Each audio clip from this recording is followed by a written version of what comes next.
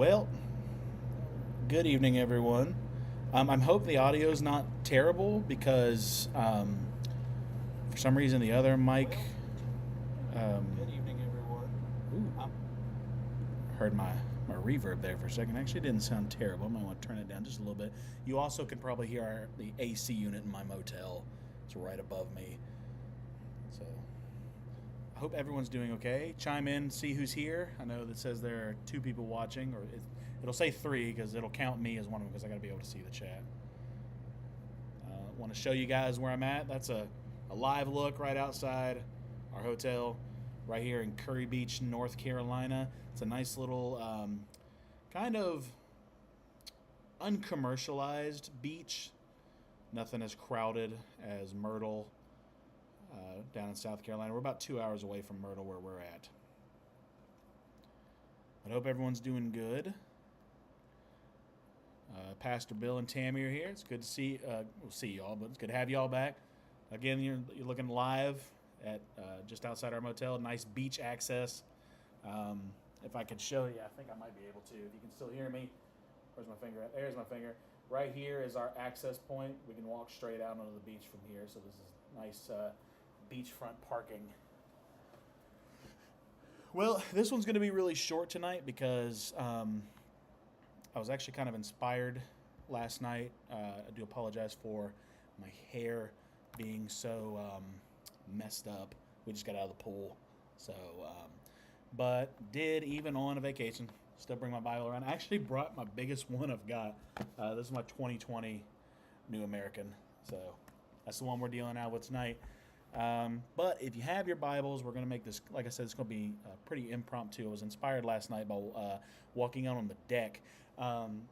Curry Beach has a pier. Actually, it's just within walking distance from our motel, and kind of just off to the left of this image right here. Actually, I'll show you. That pier over there, I think you can see it. That is the Curry Beach Pier. It is open 24 hours a day. People fish off of it long at night. It's actually interesting how we came to know about this place. When I was getting ready to go into my senior year of high school back in 2013, my dad and I were talking about how when him and mom were young, especially when they were all working together, how they would gather what money they had that week and just go on a weekend trip to the beach, whatever, and then come back Sunday evening and go back to work Monday. I was like, man, wouldn't it be nice if you can still do that today? Now, there are probably some people that can, but it'd be pretty expensive and pretty just out of the way to do. And 2 days later, I was sitting at home. I can remember this vividly. I'm just sitting on my laptop, and my mom's on the computer, and she tells me, pack your bags. And I wasn't expecting to go on a vacation that summer. I said, what? She said, we're going to the beach. And we ended up coming down here to Curry. Like I said, very uncommercialized. There's not much. Carolina Beach is just up the road. They have the boardwalk and stuff, and like a kind of like almost like a mini Putnam County Fair kind of setup on the beach. It's pretty cool. Actually, one of the things I tell them, I get them every year. There's this donut shop, and they make donuts out of funnel cake batter, which I think it is funnel cake batter, but it's these delicious donuts. They taste so good, but you know the taste and smell of funnel cake. That's these. I can't remember what it's called, but they've been open since like the 30s, so it's amazing. So, back to the topic here. So, we've been coming here. I came here back in 21 and 22, and I haven't been back since. Where's ours? Actually, I have a whole bag right here, but I got my cousin and my wife here, so might have to fight them over that. They're delicious. All right. Well, before we begin, gotta have a verse of the day, and today's verse actually comes out of the King James, and this one comes out of Job, chapter 36, verses 27 to 28. Again, reading out of the King James. I'll give you a second to get there if you like, but it is also on the screen. So Job, chapter 36, verses 27 to 28. You may ask, why give them a second to open on their Bible if you just have it on the screen? Maybe you want to highlight it or mark it for someday down the road. So today's verse reads, "For he maketh small the drops of water, they pour down rain according to the vapor thereof, which the clouds do drop and distill upon man abundantly." And I believe that goes along with what we're going to talk about tonight.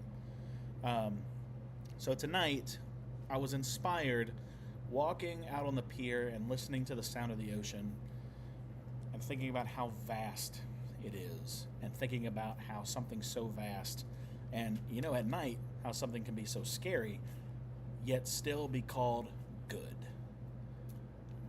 So we will be in the book of Genesis, all the way in the beginning. And we will mostly be talking about creation. And we're going to start at the very beginning, starting with verse 1. And we're going to read all of the creation account. So Genesis chapter 1, verse 1. And I think I jokingly would say, if you need time to find it, but this one should be the easiest to find. That in the very end. So Genesis 1, we're reading out of the New American Standard. "In the beginning God created the heavens and the earth. And the earth was a formless and desolate emptiness, and darkness was over the surface of the deep. And the Spirit of God was hovering over the surface of the waters. Then God said, Let there be light. And there was light. God saw that the light was good. And God separated the light from the darkness. God called the light day, and the darkness he called night. And there was evening, and there was morning, one day. Then God said, Let there be an expanse in the midst of the waters, and let it separate the waters from the waters. God made the expanse and separated the waters that were below the expanse from the waters that were above the expanse, and it was so. God called the expanse heaven, and there was evening, and there was morning, a second day. Then God said, Let the waters below the heavens be gathered into one place, and let the dry land appear. And it was so. And God called the dry land earth, and the gathering of the waters he called seas. And God saw that it was good. Then God said, Let the earth sprout vegetation, plants yielding seed, and fruits of the earth bearing fruit according to their kind, with seed in them. And it was so. The earth produced vegetation, plants yielding seed according to their kind, and trees bearing fruit with seed in them, according to their kind. And God saw that it was good. And there was evening, and there was morning, a third day. Then God said, Let the lights in the expanse of the heavens to separate the day from the night, and they shall serve as signs for the seasons and for the days and years. And they shall serve as lights in the expanse of the heavens to give light on the earth. And it was so. God made two great lights, a greater light to govern the day, and the lesser light to govern the night. He made the stars also. God placed them in the expanse of the heavens to give light on the earth, and to govern the day and the night, and to separate the light from the darkness. And God saw that it was good. And there was evening, and there was morning, a fourth day. Then God said, Let the waters teem with swarms of living creatures, and let the birds fly above the earth in the open expanse of the heavens. And then God created the great sea creature and every living creature that moves, with which the waters swarmed according to their kind, and every winged bird according to its kind. And God saw that it was good. God blessed them, saying, Be fruitful and multiply, fill the waters and the seas, and let the birds multiply on the earth. And there was evening, and there was morning, a fifth day. Then God said, Let the earth produce living creatures according to their kind, livestock and crawling things, and animals of the earth according to their kind. And it was so. God made the animals of the earth according to their kind, and the livestock according to their kind, and everything that crawls on the ground according to its kind, and God saw that it was good. Then God said, Let us make man in our image, according to our likeness, and let them rule over the fish of the sea, and over the birds of the sky, and over the livestock, and all over the earth, and over every crawling thing that crawls on the earth. So God created man in his own image. In the image of God he created him, male and female he created them. God blessed them, and God said to them, Be fruitful and multiply, and fill the earth, and subdue it, and rule over the fish of the sea, and over the birds of the sky, and over every living thing that moves on the earth. Then God said, Behold, I have given you every plant yielding seed that is on the surface of all the earth, and every tree which has fruit yielding seed. It shall be food for you, and to every animal of the earth, to every bird of the sky, and to everything that moves on the earth which has life, I have given every green plant for food. And it was so. And God saw all that he had made, and behold, it was very good. And there was evening, and there was morning, the sixth day. So I was inspired by looking over the waters of this ocean. And if you've ever been to the beach, especially at night, and you can't see out past a certain distance thanks to like the moon, or for us, in our case, it was raining. And I thought of verse 9. Then God said, Let the waters below the heavens be gathered into one place, and let the dry land appear. And it was so. And God called the dry land earth, and the gathering of the waters he called the seas. And God saw that it was good. It reminded me of how great and powerful our God is, because we are so small in comparison to the planet, in comparison to the universe. But yet he can create something so vast and so expansive, filled with life, and we have dominion over it. But yet we can still consider it scary. Like it's scary at night. It's like you don't know what could come next. You don't know what's swimming below you. But he still called it good, because it was. He called us as a creation good. And it keeps me thinking of the expansiveness of God. Like Pastor John at the Nazarene Church always reminds us of that song, He's Still Working on Me. And every time he does that, I sit there and think about, it took him just a week to make the moon and the stars, the sun and the earth, and Jupiter and Mars. How loving and gracious he must be, because he's still working on me. The same God that took 6 days, whether you consider them literal, figurative, whatever, spoke everything into creation. He could have just, boom, everything appeared. And yet he takes his time, because in chapter 2, it's a retelling of creation from a more expansive point. There are some historians that try to say that, Genesis 1 and Genesis 2 are two different creation stories molded together, when Genesis 2 is just the retelling, but it's telling it from different angles, and it expands upon things, especially when it comes to the creation of man. And how he just said, let there be light, boom, light appears, but he takes his time to mold humans. So, today we were out on the beach. Verse 26, the first mention of the Holy Trinity, our image. I have that highlighted right here. Right here. Oh, this Bible's big. Where it talks about, let us make man in our image. He's talking to the Trinity, because his image, the image, the human form is Jesus. The love and the want to go do good comes from the Holy Spirit, and just the vastness and the soul of it all comes from God. So, yeah, I remember as a kid, it was like, why is he saying our image? It's the Trinity. So people say that the Trinity is not in the Bible. It's literally in the first chapter of the Bible. So I was also thinking of, so we're laying in the beach today, and I just had my hand running through the sand, and I was thinking about the promise God made to Abraham in chapter 22, verse 17. Indeed, I will greatly bless you, and I will greatly multiply your seed as the stars of the heaven and as the sand which is on the seashore, and your seed shall possess the gate of their enemies. If you look in this picture, I don't know if you've actually sat there and looked at sand. If Pastor John watches this or watches it later, I don't know. Any Star Wars fans, I don't like sand. It's coarse, it's grainy, and it gets everywhere. The most Anakin Skywalker line ever. But if you've ever sit there and looked, not every grain is the same. Some are very, very small. Some are very big chunks. The vastness of generations an offspring as vast as the sand on the seashore. And for the writers of this, they didn't know of the rest of the known world. They didn't know of the Americas. They didn't know the expanses that went out past the Middle East, Southern Africa, Lord, even Australia, New Zealand, Northern Europe, South America. Like, all of this place just shows how much more vast this statement really impacts. So I was sitting there thinking about that, because just the sand sitting in front of me, which is the image you're seeing, I took this image. That's a lot of sand. And that's just the sand sitting in front of me. That's not counting what's behind me, what was actually below me, over near the water.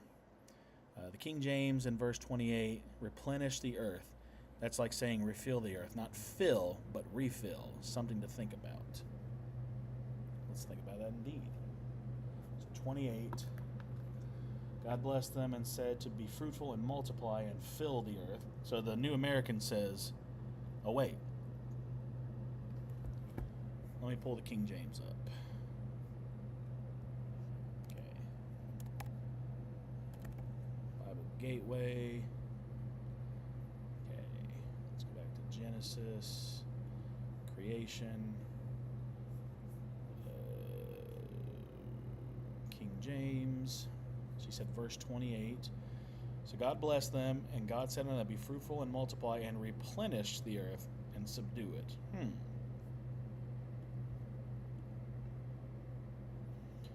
A lot of sand. Yeah. I was just thinking about your comment there. Huh. And fill the earth, replenish it.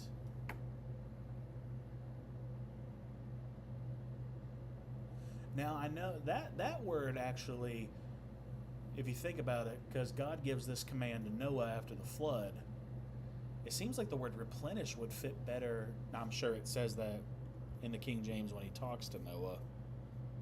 Let me, oh Lord have mercy, where is, here we go, chapter 9. Yeah, so chapter 9, it starts off, God blessed Noah and his sons and said to them, be fruitful, multiply, and replenish. It feels like the word replenish fits better in the case of Noah's story because he's refilling the earth. But in the case of creation here, I mean, replenish means to fix or to refill, almost, like you said. I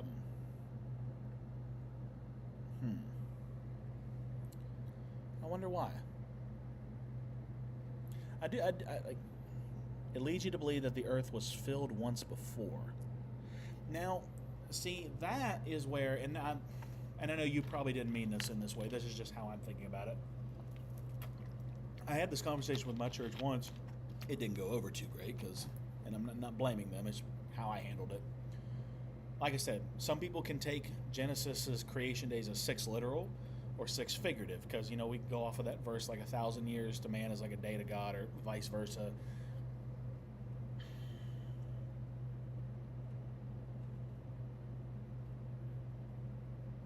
I don't know. I'm going to have to think about that one. Huh.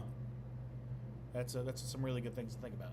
And I don't want to scare anybody off with my thoughts. I as a young Christian, sometimes I have to sit there and teeter on the line of, does everything in this creation story have to be taken 100% literal? Because there's very figurative language in the Bible, but that's something we can get into later. But backing up to the vastness of all this, especially using that word replenish, and it fits better. I wonder if the New American does the same.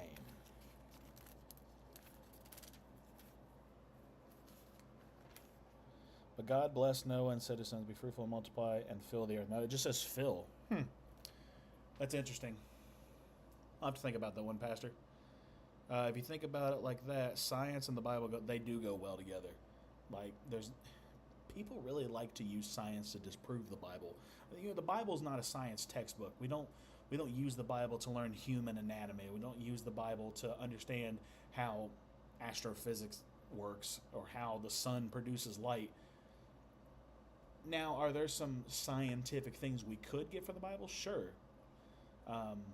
We can get mathematics from the Bible when it comes to God telling Noah how to build the ark, but we shouldn't use the Bible to discredit science, and we shouldn't use science to discredit the Bible. We should use them to go hand in hand, because science is our way of understanding what was created, and it just makes things a lot more vast, you know. What we got here? In Genesis 1:28, when God told Adam and Eve to replenish the earth, it meant to fill the earth, not refill it. The Hebrew word malah, translated as replenish in the King James, simply means fill. The translators of the King James may have chosen replenish to convey the idea of filling something up, but it doesn't suggest a previous destroyed creation. Here's why replenish is often misunderstood. Word choice. The word replenish in the King James English was used to mean fill in 17th century. The Hebrew word malah means fill and does not imply a previous state. Other English translations, like the New King James, correctly translate malah as fill. Okay. No, however, the Bible and science don't have to be at odds. It's how you look at it. Agreed. They don't have to be at odds. So this is pretty interesting. I was just shown this. So it's not that the King James translators made a mistake. When they translated the word malah into English, the word replenished in 1611 meant to fill. And so when you think replenish, it just means to fill. Okay. So it doesn't suggest a previous destroyed creation. Okay. So they're not wrong. It's just our understanding in English in the 21st century, even the 20th century, has changed, because the New King James came out in the 80s, I believe. Okay. I like that. So this is what I was shown. It's pretty interesting. I like that. Well, yeah, there's a lot you can get out of. They don't have to contradict each other. I think science can really... One, science just shows us just how vast the universe is, which just shows us how much bigger God is. I often think about that song from VeggieTales that I used to sing all the time as a kid, is God is bigger than the boogeyman. You know, there's these big things in this. Even when God talks to Job about Behemoth and Leviathan, these vast, massive creatures, and he's bigger than that. We know how far away foreign objects in space are, and it shows us how tiny we are. Well, something outside that had to create it. And it just shows you how much bigger God is, which also just shows about how when God told Moses that he cannot look upon him without dying, shows us that we cannot comprehend something much more vast than our own known universe. Well, I did say this one was going to be short, and it is, just because I don't know how well this hotel's Wi-Fi is going to last up. It's doing pretty good right now. But thank you guys for joining in. Yeah, if you ever go to the beach, like, just sit there and think about, even not even at the beach, just go outside. And that's what I love. That's what I miss about West Virginia, is just how beautiful it is. Even the northern part of here in North Carolina just reminds me so much of home. But yeah, we're just out here chilling, enjoying a nice vacation, and it's great. But it's also great to stop, and even when you're trying to relax and try to escape reality in a place that it's not home, it's great to sit there and be reminded of where we come from, how great it is, and how it's considered good. Things that we might consider vast, unknown, and scary were called good for a reason. And if God can call something that we can consider kind of overwhelming good, imagine what he thinks of us. Well, be safe down there and have a great time. We'll be in Daytona in a couple weeks on the beach ourselves. All right. Love you guys too. Love you, Pastor. Love you, Tammy. Hope you guys are doing well. Anyone else is watching, hope you guys are doing good. If you're going on vacation, stay safe. We'll be safe coming home on Saturday. We'll enjoy the beach, and hope to see you guys soon. Give you one last look at Curry Beach before we tap out for the evening. I love you guys. Be safe. God bless.